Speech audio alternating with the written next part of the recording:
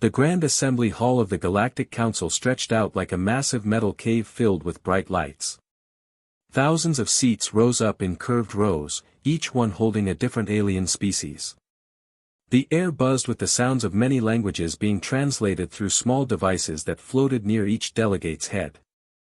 Commander Ben Torres walked slowly down the central pathway toward the speaker's platform. His boots made quiet metal sounds on the polished floor. Around him, hundreds of eyes watched his every step. Some were big and round like dinner plates. Others glowed red or blue or green. A few blinked sideways instead of up and down. Ben wore his standard Earth military armor. The metal plates were a dull gray color, simple and plain. There were no fancy decorations or bright colors. No glowing parts or moving pieces. Just basic protection that had served him well for many years. As he walked, Ben could see the other delegates clearly. The Zephyrian ambassador wore armor that looked like it was made from liquid starlight. It flowed and shifted with each movement, creating patterns of silver and blue. The Thrakkery representative had on thick black plates that hummed with energy shields. Tiny lightning bolts danced across the surface. The Corvin delegate's armor was the most impressive of all. It stood nearly 10 feet tall and was covered in spikes and sharp edges. Steam came out of small vents along the arms and legs. The helmet had 6 red eyes that glowed like tiny suns. Ben's armor looked like something a child might make from scrap metal compared to these amazing suits. He knew this. He had expected it. But he also knew something that the others did not. "Look at the human," said a voice from somewhere in the crowd. The translation device made it sound like bells ringing. "His armor is so simple." More voices joined in. Some laughed. Others made sounds that the translators could not convert into words but clearly meant amusement. "Did they dig that suit out of an old storage room?" asked another delegate. "Maybe humans are too poor to buy real armor," suggested a third voice. Ben kept walking. His face showed no emotion. He had been in many battles and faced much worse than words. But he could feel the weight of their judgment pressing down on him like a heavy blanket. The platform at the center of the hall was raised about 6 feet off the ground. Wide steps led up to a simple speaking area with no decorations.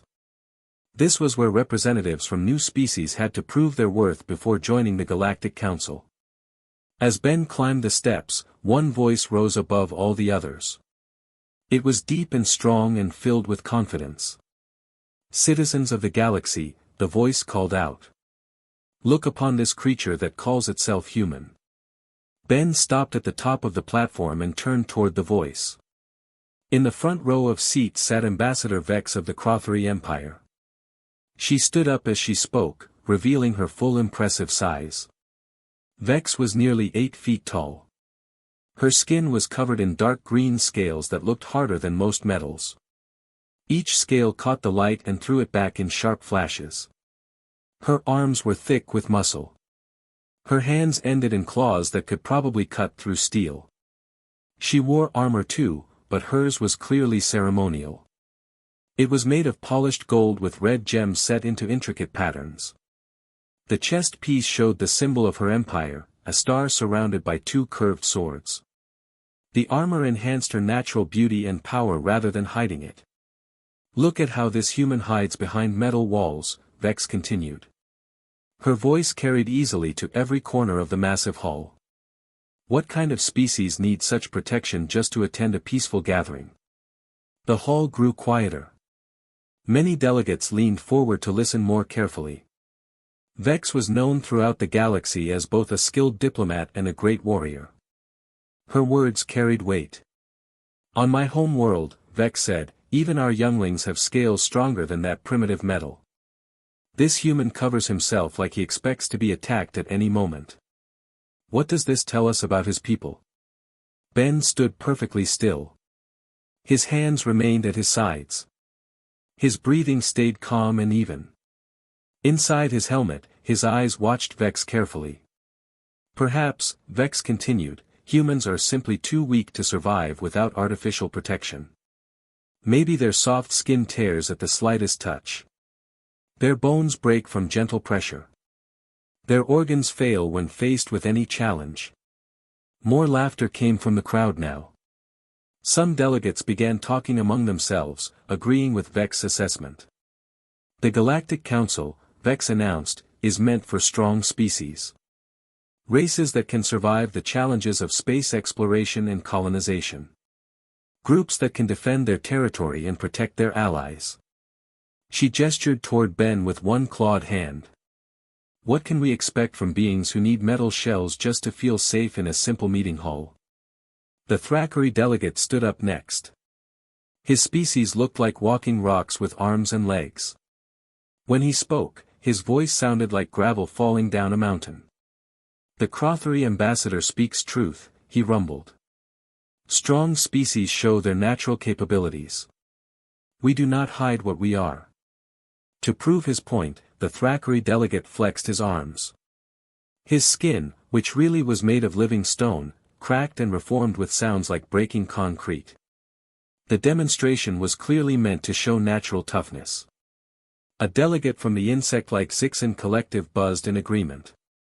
Our exoskeletons provide protection without need for crude metal coverings, she clicked through her translator. We question the wisdom of accepting such dependent creatures into our alliance. Ben finally spoke. His voice was calm and clear. Ambassador Vex raises interesting points about strength and protection, he said. Perhaps we should examine these ideas more closely. The hall grew completely quiet. Every translator stopped buzzing. Every conversation ended. All attention focused on the simple human standing on the platform. You suggest that strong species do not hide their natural capabilities, Ben continued. You believe that true power should be visible for all to see. Vex smiled, showing teeth designed for tearing meat. Exactly. A truly strong species has nothing to fear from showing what they really are. Ben nodded slowly. Then you would have no problem demonstrating your own natural strength, Ambassador. None whatsoever, Vex replied quickly.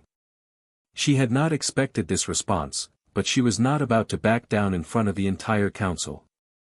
Excellent, Ben said. I propose we both remove our armor completely. Let the council see what our species truly are beneath these artificial coverings. A murmur ran through the assembled delegates. This was not how these proceedings usually went. New species typically gave speeches about their technology or culture or military capabilities. Direct physical challenges were extremely rare. Vex hesitated for just a moment. She had not expected the human to turn her own argument against her. But she was the greatest warrior of her species and a veteran of many battles. How could she refuse without looking weak herself? Very well, she said loudly. Let all here witness the difference between natural strength and artificial support. She began removing her ceremonial armor piece by piece. First came the helmet, revealing a head that was both beautiful and terrifying. Her skull was covered in the same dark green scales as the rest of her body. Two small horns curved back from her forehead. Her eyes were bright yellow with vertical pupils like a cat. Next came the chest piece. Vex's torso showed the perfect development of a creature born for combat. Every muscle was clearly defined beneath her scales. Old battle scars marked several spots where she had survived serious injuries. As she continued removing armor, the hall watched in fascination. Vex was truly impressive. Without any artificial enhancement, she looked capable of fighting multiple opponents and winning. When she finished, she stood proudly in front of thousands of delegates. Her natural armor of scales glinted in the bright lights. Her muscular frame spoke of power and endurance.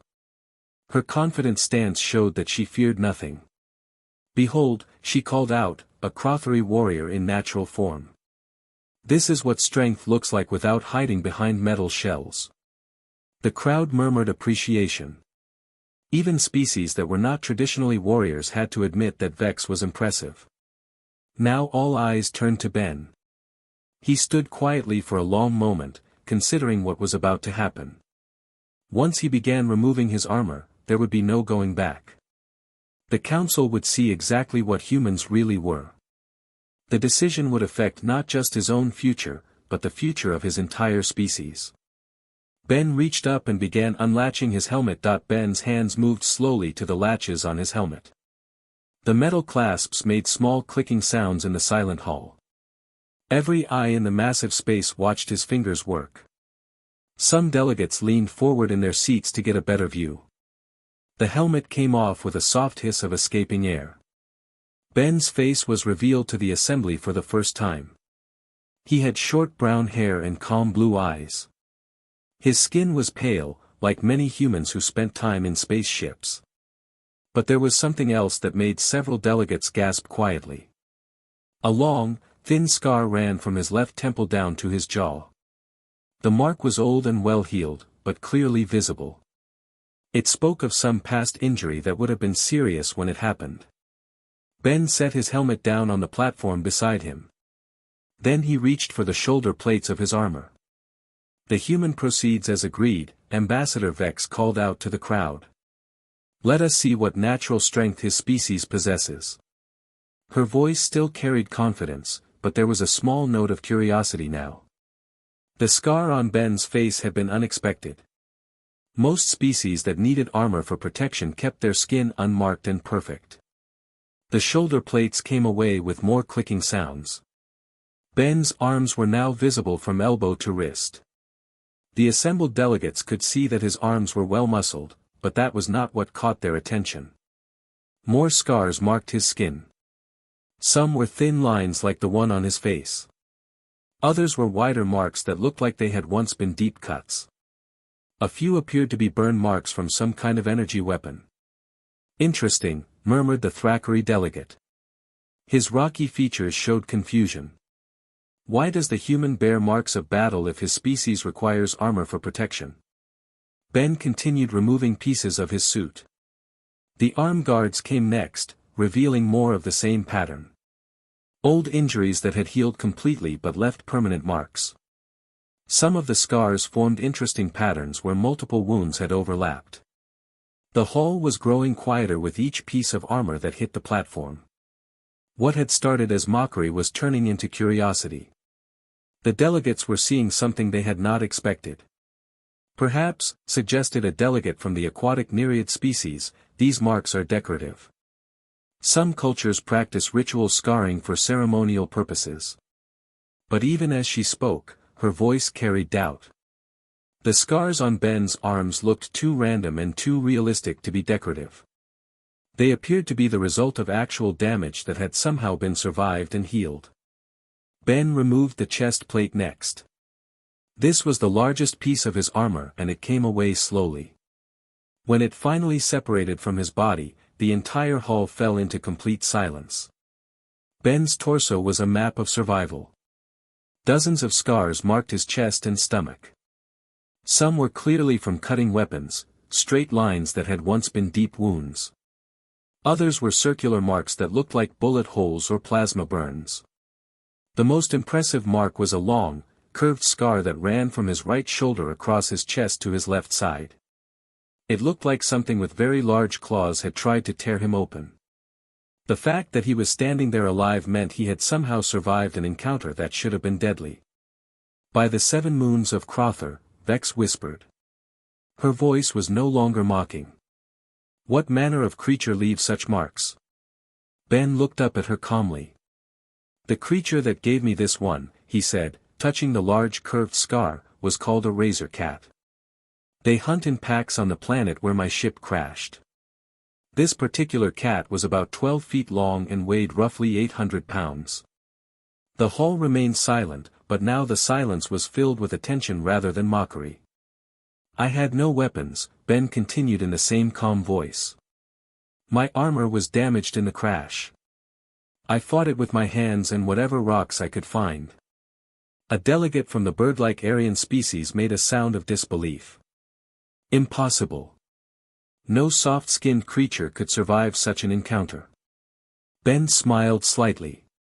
You are correct that it nearly ended me. I lost consciousness twice during the fight. But humans have a useful trait: we are very difficult to finish off completely. He touched another scar, this one on his left arm. This came from a plasma rifle during the Battle of New Geneva. The shot went completely through my arm and destroyed the bone. Most species would have lost the limb permanently. Ben flexed his left arm, showing that it worked perfectly despite the obvious damage it had once sustained. Human bones heal stronger than they were originally, he explained. Human muscle tissue rebuilds itself after injury. Human skin seals wounds that would be fatal to many other species. The Zixan delegate's antennae twitched with nervous energy. You speak of healing as though your species expects to be regularly injured. Not expects, Ben said. But we prepare for it. Human space exploration has taken us to many worlds that other species consider too dangerous to visit. We have learned to survive in environments that would quickly end most forms of life. He began removing the leg sections of his armor. Each piece revealed more evidence of past damage and recovery. Burns, cuts, puncture wounds, and marks that looked like they came from creatures with massive teeth. The scars on my legs, Ben said as he worked, are mostly from the 6 months I spent on Desolation Prime. That planet has ground that reaches temperatures of 200 degrees during the day and drops to -100 at night. No unprotected life can survive such extremes, protested the Corvin delegate through his mechanical voice system. Correct, Ben agreed. I spent the days in caves and the nights building fires from whatever I could find. My legs were burned many times when I miscalculated distances from the heat sources. My feet were frostbitten regularly when the fires went out. The final pieces of armor came away. Ben stood before the assembly wearing only simple clothing that covered the basic areas of his body. Every visible inch of skin told a story of survival against impossible odds. You see, Ben said, addressing the entire hall, humans do not wear armor because we need it to survive normal conditions. We wear armor because we have learned that taking unnecessary damage makes our jobs harder. Ambassador Vex stared at him with growing amazement. Her yellow eyes moved from scar to scar, trying to understand what she was seeing. Each of these marks, Ben continued, represents a situation where death was the expected outcome. Each one was survived through what other species might call stubborn refusal to accept defeat. He gestured to his arms. Humans call this toughness, but that word does not translate well. It is not that we are harder to damage than other species. In fact, we are often easier to hurt than creatures with natural armor like yours, Ambassador Vex. Vex's scales rippled with confusion. Then how do you survive injuries that would end most lives? Because, Ben said simply, humans do not give up. When other creatures would lay down and accept death, humans become angry. When pain would cause most beings to surrender, humans use it as fuel to keep fighting. The hall was so quiet now that the only sounds were the gentle humming of the air circulation systems and the soft translation devices processing Ben's words. The armor we wear, Ben said, is not to protect us from harm. It is to protect others from learning exactly how much harm we can survive and continue functioning. He picked up one piece of his armor and held it up for the assembly to see. This metal is strong, but not as strong as human bones after they heal. This protection is useful, but not as useful as human determination when facing impossible situations. Ben began putting the armor piece back on. We wear it, he said, because it allows us to avoid testing our limits unless absolutely necessary. It lets us save our true capabilities for when they are truly needed. The delegates watched in fascination as Ben began covering up the evidence of his incredible survival history. But mostly, he said as he attached the chest piece, we wear it out of kindness. Most species find it disturbing to be reminded of exactly how much damage a thinking being can survive and still smile. When the armor was fully in place again, Ben looked exactly as he had when he entered the hall. Simple, plain, and unremarkable. But now every delegate understood that they were looking at something far more dangerous and impressive than they had initially realized. The human was not weak. The human was so tough that he chose to hide his strength to avoid frightening others. The Grand Assembly Hall remained completely silent for several long moments after Ben finished putting his armor back on. Thousands of alien minds processed what they had just witnessed. The simple human who had walked into their hall was not what any of them had expected. Ambassador Vex was the first to speak. Her powerful voice, which had been full of mockery earlier, now carried a completely different tone. "Commander Torres," she said slowly. "That scar across your chest, you said it came from a razor cat. How did you survive such an encounter with only your bare hands?" Ben looked up at her from the platform. "The fight lasted nearly 4 hours. Razor cats are intelligent hunters. They do not attack directly if they sense strong resistance. This one kept testing my defenses, looking for weakness." 4 hours. The Thackeray delegate's rocky voice rumbled with disbelief. No being can maintain combat readiness for such a time while bleeding from major wounds. Humans enter what we call a survival state when facing death, Ben explained. Our bodies produce chemicals that block pain and increase strength. Our minds focus completely on staying alive. Time becomes meaningless. Ben touched the large scar through his armor. "I used rocks, broken metal from my crashed ship, and eventually my own blood to confuse the creature's senses. When it finally made its killing strike, I was ready." "Ready how?" asked a delegate from the Crystalline Prism Collective. Her voice sounded like wind chimes in a gentle breeze. "I grabbed its claws as they cut into me," Ben said matter-of-factly. "Razor cats expect prey to pull away from pain. Instead, I pulled myself closer and used its own claws to damage its eyes. Once it was blind, the fight became more equal." The hall filled with quiet murmurs of amazement. The idea of deliberately accepting injury to gain tactical advantage was foreign to most species. "But that is only one scar," observed the Nereid delegate. "Your body shows dozens of similar stories." Ben nodded. "Each mark represents a learning experience. Humans improve through adversity. We study our failures and become stronger." He gestured to a series of small circular scars on his left arm. "These came from a hive of needle wasps on Zirion 7.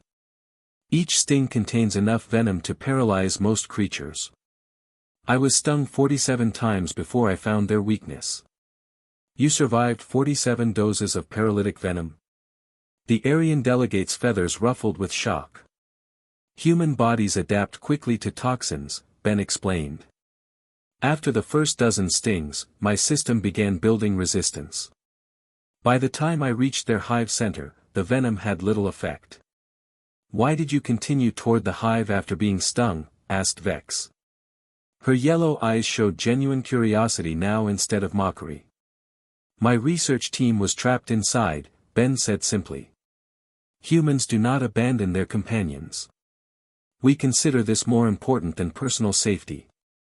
The Zixan delegate's antennae twitched rapidly. "Your species deliberately enters dangerous situations to help others?" "Always," Ben confirmed.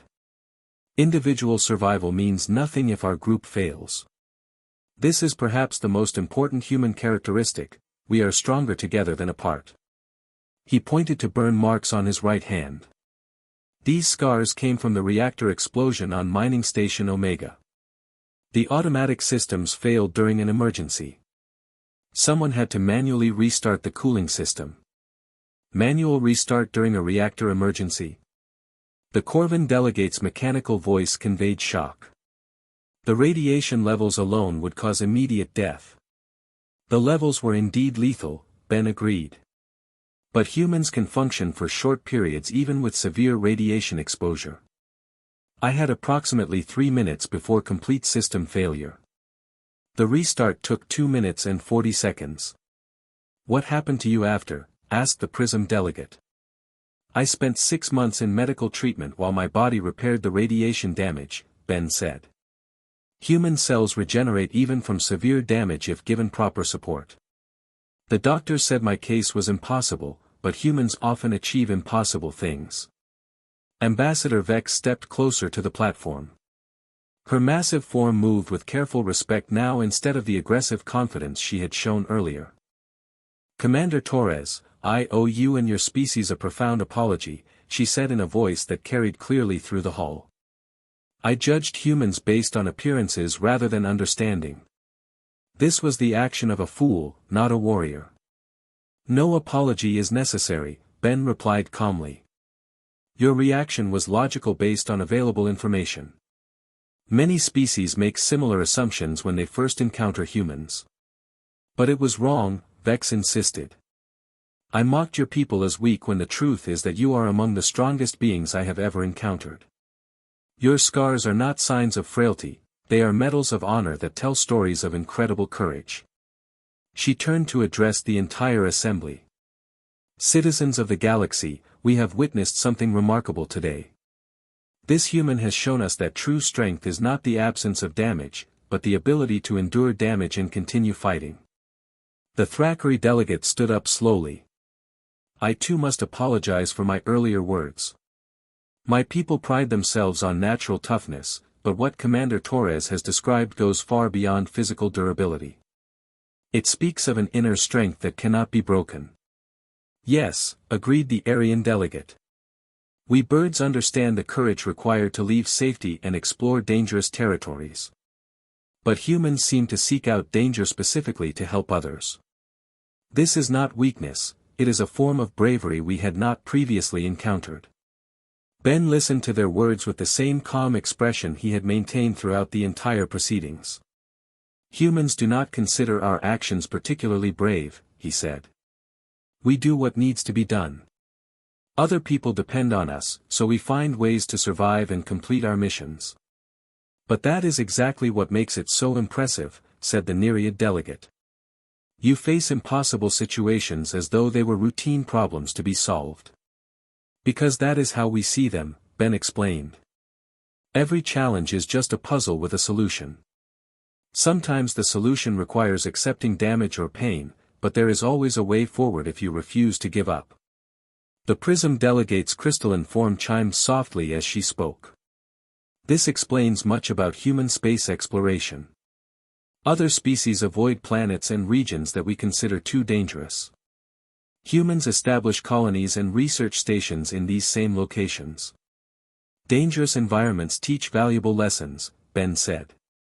"Humans learn more from difficult situations than from comfortable ones. We actively seek challenges because they make us better." Ambassador Vex looked around the hall at her fellow delegates. "I think we can all agree that our initial assessment was completely wrong. Humans do not wear armor because they are weak. They wear it because they are so strong that they must be careful not to intimidate others." "Indeed," rumbled the Thackeray delegate. "A species that can survive what Commander Torres has described could easily become conquerors if they chose violence over cooperation." "But we do not choose violence," Ben said firmly. "Humans prefer to build rather than destroy. We explore dangerous places so that others do not have to. We face terrible situations so that our friends and allies can remain safe. This is why you seek membership in our council," observed the Corvin delegate. "Not because you need our protection, but because you wish to extend your protection to others." "Exactly," Ben confirmed. "Humans believe that all thinking beings deserve the chance to grow and learn in safety. We want to help create that safety." The hall buzzed with quiet conversations as delegates discussed what they had learned. The mood had completely changed from mockery to respect and amazement. Finally, Ambassador Vex called for order. "I move that we vote immediately on human membership in the Galactic Council," she announced. "Any species capable of such determination and courage while maintaining their commitment to helping others deserves our full support." "Seconded," called the Thackeray delegate. "Agreed," added the Aryan representative. Within moments, delegates throughout the hall were voicing their support. The formal vote was nearly unanimous, only 3 species abstained, and none voted against human membership. Ben smiled as the results were announced. "On behalf of humanity, I accept membership in the Galactic Council. We look forward to working together to make the galaxy safer for everyone." As the session ended, delegates approached Ben to ask more questions about human capabilities and to welcome Earth into their alliance.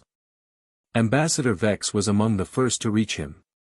"Commander Torres," she said, extending one clawed hand in a gesture of respect. "I hope you will forgive my earlier behavior. I have never been so wrong about another species." Ben shook her hand carefully, mindful of her sharp claws. "Your challenge gave me the opportunity to show what humans truly are. Without your questions, the Council might never have understood our real nature." "Perhaps," Vex said with a smile that showed her sharp teeth, "that simple armor of yours is the most sophisticated diplomatic tool ever created. It hides just enough strength to avoid frightening others while revealing just enough when necessary." Ben looked down at his plain metal plates and chuckled softly. "We never thought of it that way, but you might be right. Sometimes the best protection is letting others underestimate you until the moment when they need to see your true capabilities." As Ben left the platform and walked back through the assembly hall, every delegate he passed offered words of welcome and respect. The simple human in basic armor had become the most impressive representative any of them had ever seen. The mocking laughter that had filled the hall when he arrived was replaced by the sound of new friendships being formed and future cooperation being planned. Humanity had found its place among the stars, not through intimidation or advanced technology, but by showing the galaxy what true strength looked like when combined with genuine desire to help others.